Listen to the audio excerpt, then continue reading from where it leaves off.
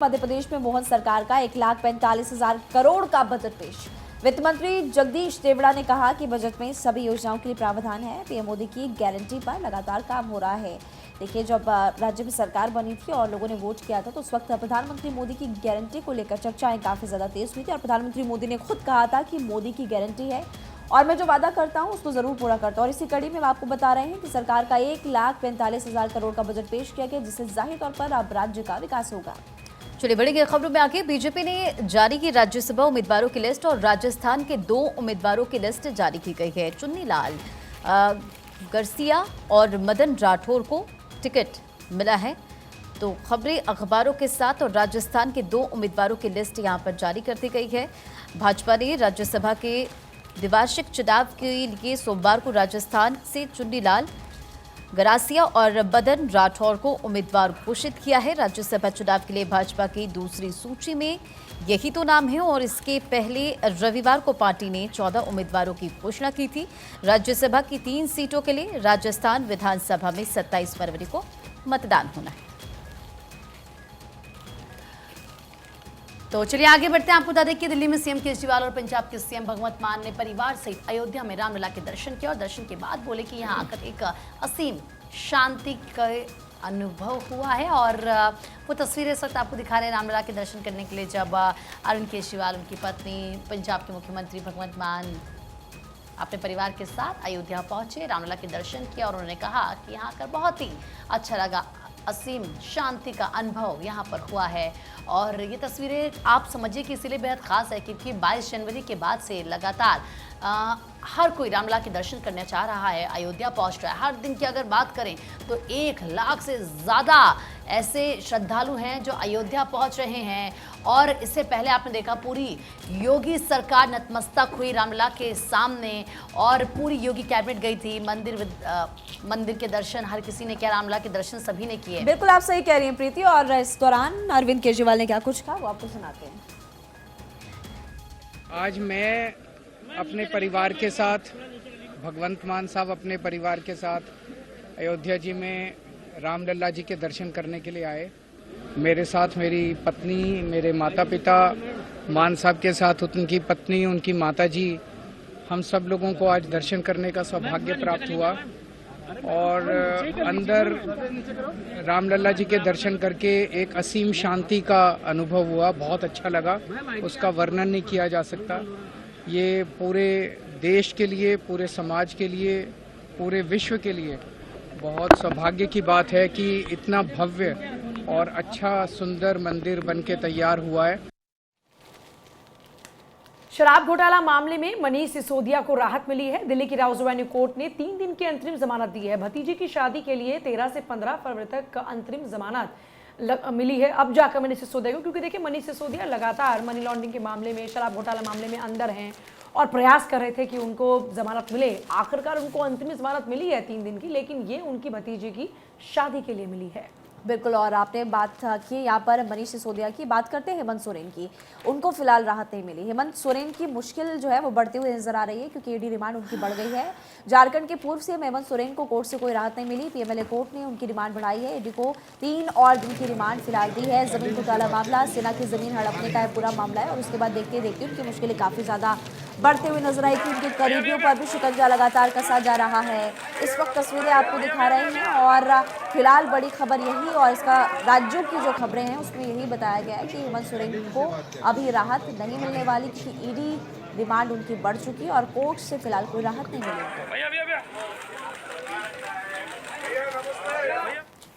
बड़ी खबरों में आगे और अगली बड़ी खबर, ईडी ने फारूक अब्दुल्ला को नया समन भेजा है। जम्मू कश्मीर क्रिकेट एसोसिएशन से जुड़े मनी लॉन्ड्रिंग केस में इस पूरे मामले को लेकर पूछताछ होगी। तो ये बड़ी खबर, बड़ी जानकारी आपको बता रहे हैं, जहां जम्मू कश्मीर क्रिकेट एसोसिएशन धन शोध मामले में ईडी ने नेशनल कॉन्फ्रेंस के नेता फारूक अब्दुल्ला को नोटिस भेजा है। तो नोटिस फारूक अब्दुल्ला को भेजा गया है। सरकार और किसान नेताओं के बीच बैठक बेनतीजा रही। सरकार के साथ बातचीत बेनतीजा रही।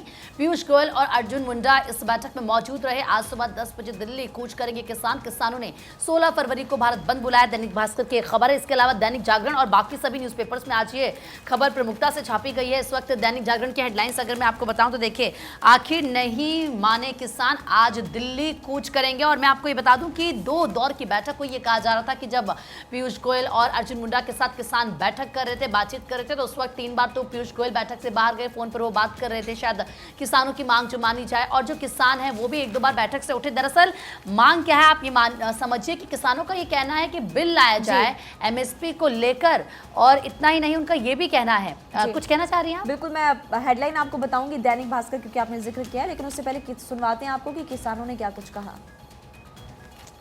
सरकार के पास कोई प्रस्ताव है भी नहीं, ठीक है, वो सिर्फ केवल समय निकालना चाहती है। देखो अंदोलन तो हैगा इसी का, असी तो हम लोगों ने पूरी कोशिश की है कि मंत्रियों से हम बातचीत लंबी करें और कोई ना कोई हमारे पक्ष में निर्णय आए, और हमें कुछ ऐसा लगा नहीं मीटिंग में। मुझे लगता कोई बात पे ऐसी बात हुई नहीं। अगर कुछ मिल जाता तो फिर हमारा निर्णय शायद और। देखो गलबात तो जब भी सरकार बुलाएगी हम जाएंगे। अब कुछ मीटिंग में वो दे या ना दे उनकी मर्जी है। उन्होंने सीधा किया, अपने हरियाणा को कश्मीर की वादी बना दिया।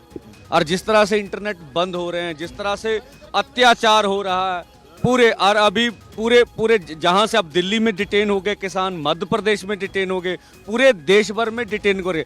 इसके बावजूद हमारा बड़ा दिल था, हम बात करने गए। हमने कहा कोई बात नहीं, आप इतना तंग कर रहे हो फिर भी बात करेंगे।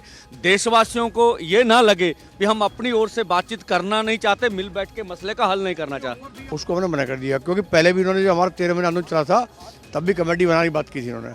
वो कमेटी बनी, आज तक वो निर्णय हुआ उसका। हमने दो टूक साहब कहा था, आप सिर्फ ये ऐलान कर दो कि जो एमएसपी आप तय करते हो उसकी गारंटी ले लो, आप उससे कम वो खरीदेगा तो सरकार जिम्मेदार होगी। और स्वामीनाथन रिपोर्ट की हमने ये कहा इनसे, क्योंकि आपके मैनिफेस्टो में था ये कि आएंगे लागू करेंगे हम, आप ये डिक्लेयर कर दो कि स्वामीनाथन रिपोर्ट के रिपोर्ट में भाव तय करेंगे। तो उन्होंने गोल बोल जवाब दिया कि हम भाव से बात करेंगे, स्टेट से पूछेंगे, ये सब टालने वाली बात थी। वो चाहते आंदोलन टालना। हमने साफ कर दिया, एमएसपी हमारी ज़रूरत है, न्यूनतम प्राइस हम चाहते हैं, अगर ये नहीं मिला हम लड़ेंगे। तो कल हमारा फिर ये तय हुआ कि कल 10 बजे किसान से मार्च करेंगे दिल्ली के लिए। हमारे देखिए मीटिंग बहुत लंबी चली, बहुत चर्चा हुई, एक मांग के ऊपर चर्चा हुई है। ये पहली बात मैं क्लियर करना चाह रहा हूँ कि ये मांगे नहीं थी, ये सरकार की हमारे साथ अलग अलग समय पे की हुई कमिटमेंट्स थी। और उनके ऊपर भी सरकार की जो सहमति बनाने की बजाय सरकार अगर ऐसा करती है कि इसके भी ऊपर भी कमेटी बनाएंगे, उस कमेटियों पहले भी एमएसपी के गारंटी के कानून के लिए तो कंज्यूमर अफेयर कमेटी के चेयरमैन थे जब हमारे आज के मौजूदा प्रधानमंत्री जी, तो उन्हीं की कमेटी की रिपोर्ट है कि एमएसपी की गारंटी का कानून देने की ज़रूरत है, किसानों को दे सरकार। और उसके अलावा डॉक्टर स्वामीनाथन की रिपोर्ट तो वो तो बहुत लंबी चौड़ी चर्चा के बाद बनी हुई है, उसको लागू करना है।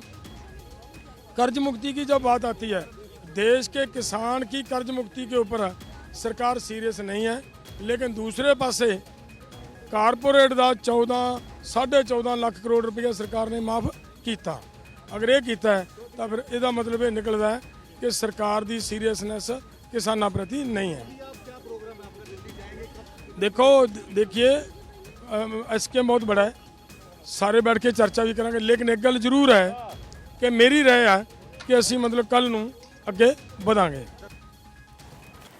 तो देखिए किसानों ने कूच की तैयारी की है और महिमा के पास कुछ खास एडॉन है। महिमा, क्या आपके अखबार में खास है? बिल्कुल पूजा जी, दैनिक भास्कर के क्योंकि जिक्र कर रहे थे हम लोग, बैरिकेड्स हटाने और दिल्ली पहुंचने के लिए खास योजना बनाई है किसानों ने। ये फटाफट से मैं आपको बता दूं, पॉइंटर्स बताए गए हैं। बैरिकेड्स तोड़ना, पहला प्लान ये है कि बैरिकेड्स तोड़कर दिल्ली पहुंचना है, और इसके लिए 50-50 युवाओं की टोली बनाई गई और वैकल्पिक रास्ते चुने गए हैं। जहां रोक वहीं बैठे और ढाल बनेंगे हरियाणवी। ये फिलहाल यहाँ पर इस तरह की योजना बनाई गई है। और देखिए किसानों के दिल्ली चलो मार्च को लेकर आपको महिमा ने बड़ी खास जानकारी दी कि उन्होंने क्या स्ट्रैटेजी बनाई है। वहीं राजधानी में धारा 144 भी इस वक्त लागू है। किसानों का मोर्चा दिल्ली में पुख्ता सुरक्षा इंतजाम है। तो कुल मिलाकर एक तरफ जहां किसानों ने अपनी प्लानिंग की है, तो वहीं दिल्ली सरकार, यूपी सरकार ने भी अपनी प्लानिंग की है। हरियाणा के शंभू बॉर्डर पर पुलिस ने किसानों को खदेड़ा है। पुलिस ने किसानों पर आंसू गैस के गोले दागे और किसानों की भीड़ को तितर बितर भी करने के लिए बल का इस्तेमाल किया गया। तो इस वक्त कुछ ऐसे हालात है, तस्वीरें भी आप देखें किस तरीके से आंसू गैस के गोले यहाँ पर दागे जा रहे हैं और जो भीड़ वहां पर इकट्ठा हुई थी उसको तितर बितर करने की कोशिश की जा रही है। तो पंजाब हो, हरियाणा, उधर यूपी से भी अब जो किसान है वो कूच करने लगे हैं। ये तस्वीरें अलग अलग दिल्ली के बॉर्डर्स की आप देख रहे हैं, जहां पर आखिरकार भीड़ को कंट्रोल करने के लिए जो वहां पर पुलिस मौजूद है उनको आंसू गैस के गोले दागने पड़े और उसके बाद जाकर भीड़ में तितर बितर होती है।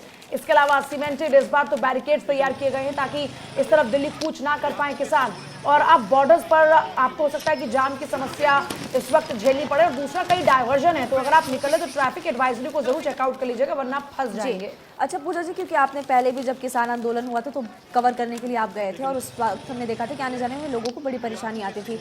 अब चुनाव भी बहुत नज़दीक है, तो क्या लग रहा है कि समस्या का हल जल्दी हो सकता है? देखिए, डेफिनेटली इसकी पॉसिबिलिटी है और इसको यूँ भी समझ सकते हैं कि बैठकों का सिलसिला शुरू भी हो चुका है।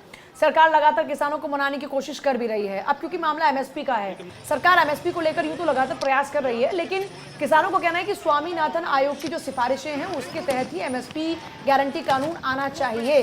अब स्वामीनाथन, अब देखिए जब बीजेपी की सरकार नहीं आई थी तब स्वामीनाथन आयोग की सिफारिशों को लेकर तब सरकार का ये वादा था कि हूबहू हम उसको लागू करेंगे, लेकिन सरकार ने हूबहू ना लागू करके किसानों के हित में कदम तो उठाए हैं, पर किसान कह रहे हैं कि जो आपने वादा किया था उसको पूरा कीजिए। और देखिए पूजा, एक बड़ा पेज जो फंसा हुआ नजर आ सकता है वो ये कि किसानों का कहना है कि कर्ज माफी की जाए, जो पॉसिबल नहीं है कायदे से कि अगर लेकिन कह रहे सरकारें करती हैं, हाँ करती हैं, लेकिन लोकसभा का चुनाव है और ऐसा नहीं कि किसान सिर्फ पंजाब और हरियाणा में है, किसान पूरे देश भर में है। और अगर पंजाब और हरियाणा के किसानों का कर्ज माफ किया जाता है तो फिर उत्तर प्रदेश जो सबसे बड़ा राज्य है वहाँ की सरकार ने काफी राहत दी किसानों को। लेकिन फिलहाल तो लग रहा है कि बातचीत के जरिए हल नहीं निकल पा रहा, क्योंकि कल लगातार 2 दौर की बैठक हुई। खुद पीयूष गोयल, जैसे कि मैंने पहले कहा कि वो बाहर चले गए बैठक से, 3 बार फोन पे वो बात कर रहे थे, लग रहा था कि किसी तरीके से जो किसान है उनका आश्वासन दिया जाए, लेकिन किसानों का कहना है कि देखिए कमेटी तो बार बार बनती है लेकिन इस बार हमें बिल ही चाहिए। आगे बढ़ते हैं, आपने दोनों ने बहुत ही विस्तार से चर्चा कर ली और देखिए अब बात करते हैं मुंबई की खबर की। हलाल काउंसिल ऑफ इंडिया के 4 पदाधिकारी अरेस्ट हुए। अध्यक्ष, उपाध्यक्ष, महासचिव और कोषाध्यक्ष अरेस्ट। पैसा लेकर हलाल सर्टिफिकेट देने के आरोप में गिरफ्तारी हुई। बिना किसी जांच के हलाल सर्टिफिकेट आरोपी दे रहे थे और अखबारों में इसका जिक्र। अवैध हलाल प्रमाण पत्र जारी कर धोखाधड़ी के मामले में उत्तर प्रदेश की एसटीएफ ने हलाल काउंसिल ऑफ इंडिया के 4 सदस्यों को गिरफ्तार किया। आरोप है कि लोग विभिन्न कंपनियों से अवैध वसूली कर रहे थे, जबकि काउंसिल ना तो इस तरह के सर्टिफिकेट जारी करने के लिए अधिकृत है और ना ही किसी प्रोडक्ट के सैंपल की जांच करती थी। महिमा, आपको याद होगा कि हलाल को लेकर सरकार ने स्पष्ट किया कि ऐसा कोई सर्टिफिकेट चलेगा नहीं और हम लोगों ने विस्तार से यहाँ पे जानकारी दी थी। बिल्कुल, आगे बढ़ते हैं। बिल्कुल, और खबरों में आगे बढ़ेंगे और बात हल्द्वानी की। हल्द्वानी में हुई हिंसा से जुड़ी बड़ी खबर आपको बताते चले।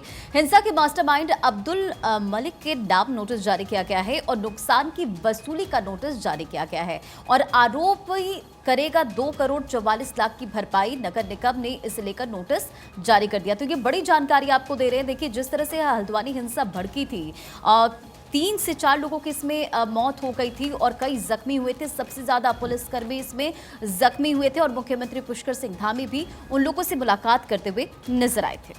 आगे बढ़ते हैं। राज्य में डिप्टी सीएम की नियुक्ति असंवैधानिक नहीं, ये बात कही गई है। सुप्रीम कोर्ट ने कहा कि ये सिर्फ एक ओहदा है, इसके अलावा कोई अतिरिक्त लाभ भी नहीं मिलता है।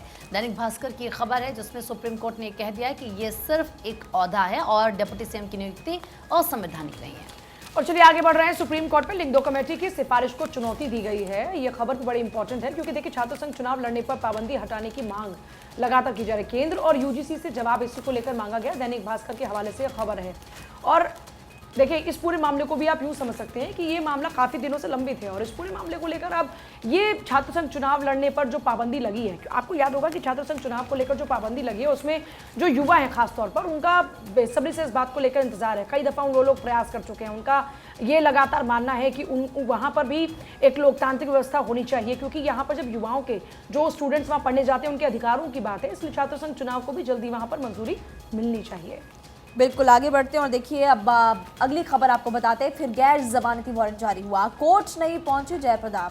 इससे भी जानकारी आपको देंगे। फिलहाल आपको बता दें कि एसपी को गिरफ्तारी का आदेश दिया गया था और ये भी आपको बता दें कि 27 को अगली सुनवाई होने वाली है। अमर उजाला में फिलहाल इस खबर को प्रमुखता से बताया गया है। बिल्कुल, खबरों में बढ़ेंगे आगे। और यूपी में बीजेपी और आरएलडी का गठबंधन तय। आरएलडी सुप्रीमो जयंत चौधरी का बड़ा ऐलान, बड़ा बयान भी उनका सामने आया और बीजेपी के साथ गठबंधन करने का फैसला किया और सभी विधायकों के साथ उन्होंने चर्चा की, एनडीए के साथ जाने का फैसला किया। ये जयंत चौधरी का बयान, क्या कुछ उन्होंने कहा, सुनिए। किसी भी मीडिया चैनल ने जो भी इस तरह की खबर निकाली है, मैं नहीं समझता उन्होंने हमारे विधायकों से भी बात की है। मैंने अपने सभी दल के विधायकों से बातचीत की है और बातचीत कार्यकर्ताओं से की है और उसके बाद ये फैसला लिया। ये फैसले के पीछे ऐसा नहीं है कि कोई बड़ी प्लानिंग रही हो या बहुत समय से हम यही सोचे बैठे हों। बहुत कम समय में, अल्प समय में फैसला हमें लेना पड़ा, परिस्थितियों के कारण लेना पड़ा और हमने भाव हमारे कुछ अच्छे हैं देश के लिए, अपने लोगों के लिए कि हम कुछ अच्छा करना चाहते हैं। और जब भारत रत्न से नवाजा गया है, हम सब का मन प्रफुल्लित है। बहुत बड़ा सम्मान सिर्फ मेरे परिवार का ही नहीं, ये हमारे दल तक सीमित नहीं है। देश के हर कोने में विराजमान जो हमारे किसान हैं, नौजवान हैं, गरीब लोग हैं, ये उनका सम्मान है। और चलिए अब आगे बढ़ते हैं, बात तमिलनाडु की करेंगे। तमिलनाडु गवर्नर का विधानसभा से वॉकआउट, 2 मिनट में सदन छोड़ा, भाषण पढ़ने से इनकार भी कर दिया, बोले कि इसे पढ़ा तो संविधान का मजाक बनेगा। दैनिक भास्कर की खबर पूजा। और चलिए अब आगे बढ़ रहे हैं और देखिए, क्योंकि तमाम अगर अखबारों की खबरों की बात करते हैं तो इसमें जेल में बंद तमिलनाडु कैबिनेट मंत्री ने इस्तीफा दिया। इस खबर को भी प्रमुखता से दिखाया गया है। जेल में बंद तमिलनाडु कैबिनेट मंत्री ने इस्तीफा दे दिया। मंत्री सेंथिल बालाजी थे मिनिस्टर विदाउट पोर्टफोलियो। ईडी ने 2023 में कैश फॉर जॉब मामले में बालाजी को गिरफ्तार कर लिया था। पुजल जेल से ही सीएम स्टालिन को बालाजी ने अपना इस्तीफा भेजा था। द हिंदू के हवाले से खबर है।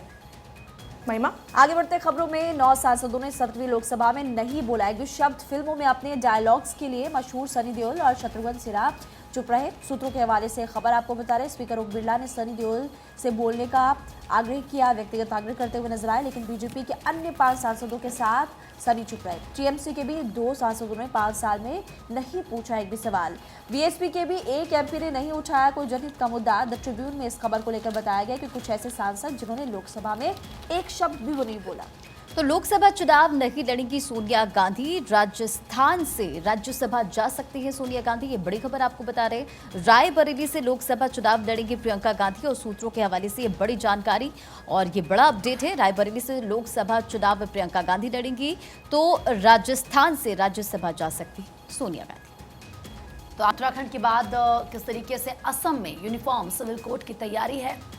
सीएम हिमंता बोले कि बहुविवाह को क्रिमिनल ऑफेंस में लाएंगे, आदिवासियों को इससे बाहर रखेंगे। दैनिक भास्कर की खबर है, क्योंकि उत्तराखंड में आप जानते हैं कि अब यूसीसी लागू करने वाला वो पूरा पहला राज्य माना जाएगा और अब ऐसे में असम में भी यूसीसी को लेकर तैयारी पूरी की जा रही है।